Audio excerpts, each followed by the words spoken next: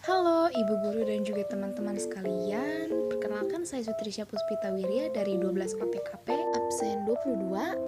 Pada kesempatan kali ini saya akan membawakan video mengenai materi surat dinas. Langsung aja yuk kita simak videonya. Oke teman-teman, jadi kita perlu mengetahui dulu nih arti surat itu apa sih? Jadi, surat adalah selembar kertas yang berisi informasi, pesan, pertanyaan, dan tanggapan yang sesuai dengan keinginan penulis surat. Berikutnya ada surat dinas. Surat dinas adalah surat yang berisi hal penting berkenaan dengan administrasi pemerintahan dan pembangunan yang dibuat lembaga pemerintahan. Lalu yang berikutnya adalah surat pribadi. Surat pribadi adalah surat yang ditulis oleh seseorang atau individu kepada orang lain yang bersifat pribadi. Berikut adalah salah satu contoh dari surat dinas dan juga surat pribadi. Selanjutnya ada fungsi surat dinas. Yang pertama adalah sebagai bukti perkembangan instansi atau lembaga. Lalu yang berikutnya adalah sebagai alat pengingat karena surat ini dapat dijadikan arsip bagi instansi.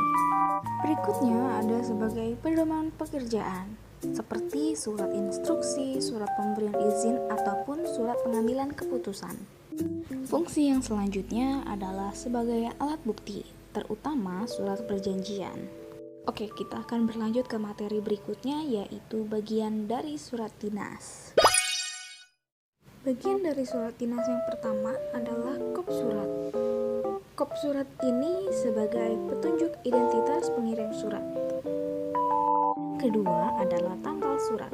Tanggal surat berfungsi untuk memberitahu kepada si penerima surat kapan surat itu ditulis. Ketiga ada nomor surat. Setiap surat keluar dari sebuah jabatan atau perusahaan harus diberi nomor untuk memudahkan pengagendaan. Yang keempat ada lampiran. Penulisan lampiran setelah nomor surat berguna agar penerima surat dapat meneliti dan melihat kembali banyaknya sesuatu yang dilampirkan. Yang kelima adalah hal surat.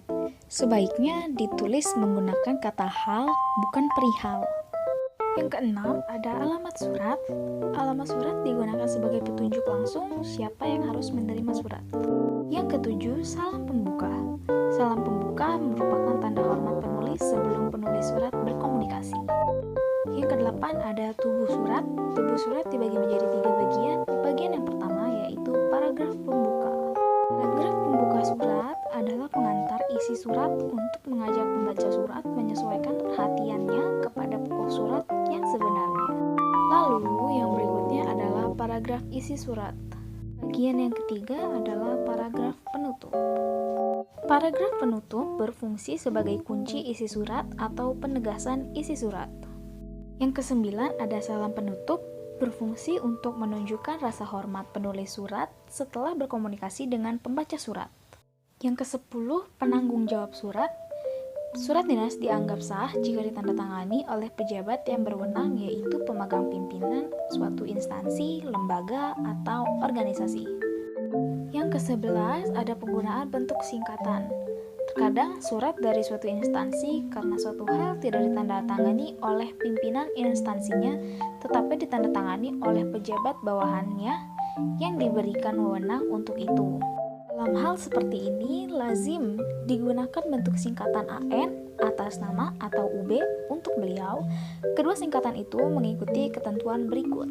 Bentuk singkatan AN digunakan jika penandatanganan dilakukan oleh pejabat setingkat di bawah pimpinan yang diunjuk oleh pimpinan instansi yang bersangkutan.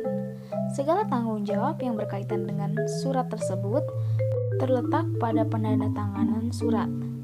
Kedudukan surat tersebut secara hukum sama dengan kedudukan surat yang lain yang ditandatangani langsung oleh pimpinan instansi yang bersangkutan. Yang ke-12 adalah tembusan. Ada beberapa instansi yang menamakan bagian ini tindasan atau sisi. Karbon kopi. Pusat bahasa tidak menganjurkan penggunaan istilah tersebut. Yang dianjurkan pusat bahasa adalah tembusan. Yang ke-13 adalah inisial. Inisial disebut juga sandi, yaitu kode pengenal yang berupa singkatan nama pengonsep dan singkatan nama pengetik surat. Selanjutnya adalah kaidah kebahasaan surat dinas. Yang pertama adalah bahasa baku atau formal. Yang kedua, tanda baca yang tepat. Yang ketiga, bahasa baik dan sopan santun. Yang keempat, struktur kalimat sesuai PUBI. Sekian penjelasan mengenai surat dinas dari saya.